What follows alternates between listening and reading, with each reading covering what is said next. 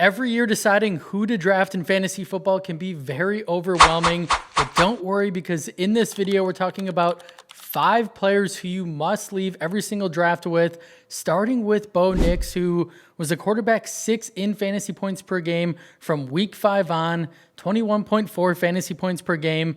He was only behind guys like Lamar, Burrow, Josh Allen, Baker Mayfield, Jalen Hurts.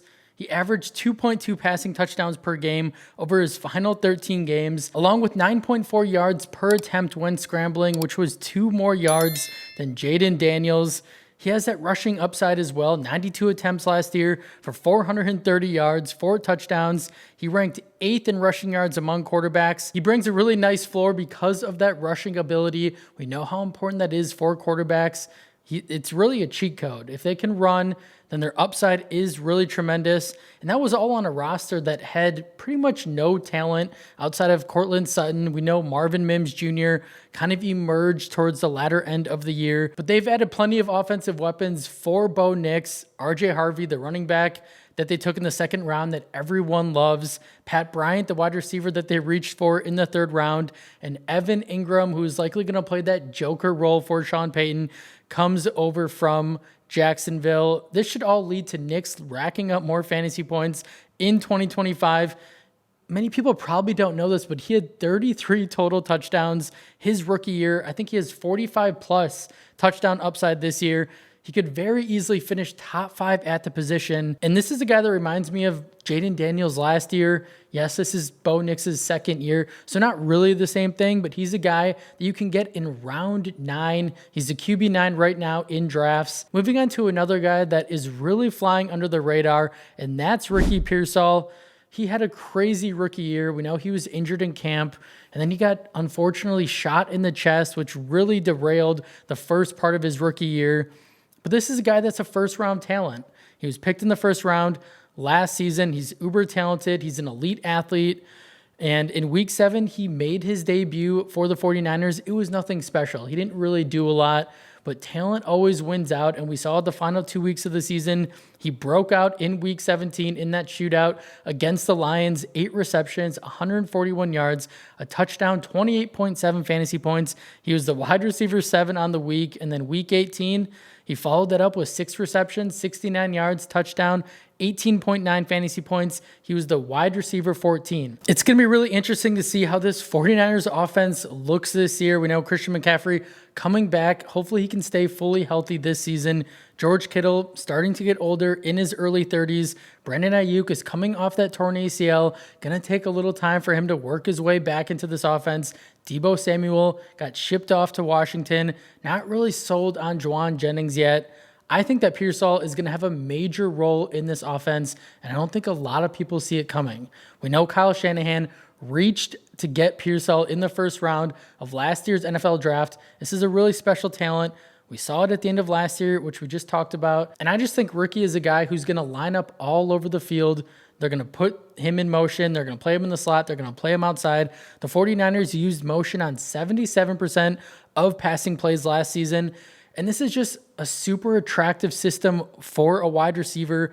They tend to produce a lot of fantasy points in this Kyle Shanahan offense. I mean, even looking at Jauan Jennings, not this super talented guy, and he had a really strong year. One of the reasons was he was pretty much only one of the only options on offense, but it's because of this system. It's because of Brock Purdy. And I think Pearsall fits this mold, fits this archetype of receiver that they're looking for perfectly. We know the 49ers also lost some key pieces on defense. This could turn into a situation where they have to put up a lot of points on offense to win football games. And Pearsall is a guy who's going as the wide receiver 41 right now. I think he has crazy upside. On to our next guy, Bucky Irving, who was the steal of fantasy drafts last year. Whether you drafted him, got him off the waiver wire. From week 10 on, he was the RB6 in fantasy points per game. 1,500 total yards he racked up on only 254 touches. That is wild. 46% snap share on the season, so he didn't even play a ton. We know he was sharing the work in the beginning of the year with Rachaad White until he thankfully beat him out, took over the RB1 spot. But this is a running back that's efficient, explosive. He's very dynamic on what we could probably call an elite Tampa Bay offense. Baker Mayfield has completely resurrected his career. It's really cool to see. The passing game opens up the run, right? Mike Evans, Chris Godwin. They spent a first-round pick on Ohio State wide receiver Emeka Egbuka. I think that Irving is going to have huge running lanes this season, and he's projected for a massive workload in year 2. And everything he did in his rookie year was far from a fluke. I know a lot of people are upset that it feels like you're drafting him at his ceiling. And while that is a fair point, I never shy away from drafting uber talented players that had the type of rookie season that Irving had, where he's the clear-cut RB1 on a good offense. Like, it's just a no-brainer to take him at cost. I have no problem reaching on him. Here's a good stat for you. Most yards per touch since 2003, minimum 250 touches. Bucky was first ahead of Christian McCaffrey and Jahmyr Gibbs. That's the type of caliber player this is. That's his career arc, right? He could be the next Christian McCaffrey. He could be the next Jahmyr Gibbs. He has that skill set. This isn't a guy that can just get it done on the ground. He's very good in the passing game as well. He reeled in 47 receptions on 52 targets, 392 yards through the air last year. We love that. I expect that number to go up even more because he's going to be playing a full season where he is the guy. I have no problem drafting him over guys like Derrick Henry and Devon Achane. We can go into that more a different time, but Irving has that ceiling with minimal risk compared to a guy like Derrick Henry who could fall off at any point. I know Henry is a unicorn. He's probably going to be going crazy until he's 40, but I would prefer to take Irving between those two guys. I don't think that that's that crazy. Just bet, like I say this all the time, bet on talent, bet on situation, and bet on volume. And Bucky Irving gets all three of those things. I honestly am taking the angle of he is a steal at the end of round 2. On to another guy that I really like, TreVeyon Henderson, second round pick, played college football at Ohio State, now is a New England Patriot. This is another do-it-all type of back. He's a home run hitter. We know he played alongside Judkins at Ohio State, and he still produced. He still got it done. 1,300 total yards, 11 touchdowns in his senior season. This is also a guy who's really strong in pass protection, which, as we know, that's going to get you on the field as a rookie. I think he already has the third down role on this Patriots offense in the bag, and I wouldn't be surprised if he eats more into Stevenson's workload because Stevenson has not been that good at all. Like, over the last 4 years, he's been a disappointment. He's been inefficient. He gets injured often. And then last year, he just started fumbling out of nowhere. He had 7 fumbles compared to Henderson, who has not fumbled once on over 650 career touches. So if Stevenson continues his fumbling ways, he's going to lose his job completely to Henderson. Josh McDaniels, we know he comes back as the offensive coordinator. He likes to use multiple backs, right? Which isn't super great news, but if Stevenson continues to play poorly and to fumble the football, Henderson is going to have this role to himself pretty quickly. It would not shock me at all if it takes a couple of weeks and then he is the guy. I'm projecting this New England offense to be much better under quarterback Drake May, who started to look better as the season progressed.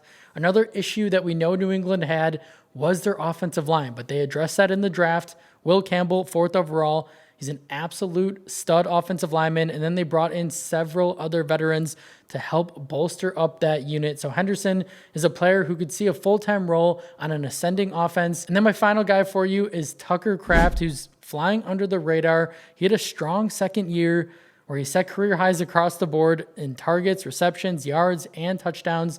I think he's going to be a staple in Green Bay's passing attack that we know has a ton of question marks, especially at the wide receiver position.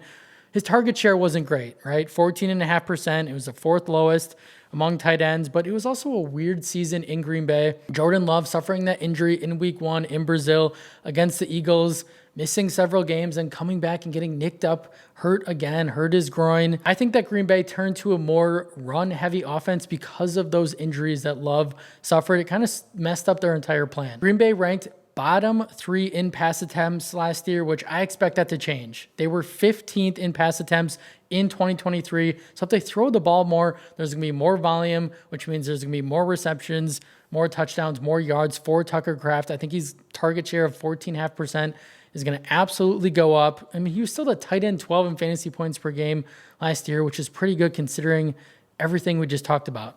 Low volume offense with a banged up Jordan Love, and Tucker Kraft was still figuring it out. He essentially broke out in a way last year. I think he's only going to build on it this season. He averaged 10 yards per target, which is pretty ridiculous for a tight end. He had the most yards after the catch per reception among tight ends, and he forced twice as many missed tackles as George Kittle. This is a guy who's really dangerous with the ball in his hands, and he is hard to bring down. And everything so far that we've heard out of Packer camp from Jordan Love, Matt LaFleur, is how much they want to get Kraft the football. They want him to be as involved as humanly possible. He is going to get fed in this offense. He is the guy at tight end. Luke Musgrave, sorry, you lost your job to Kraft at this point.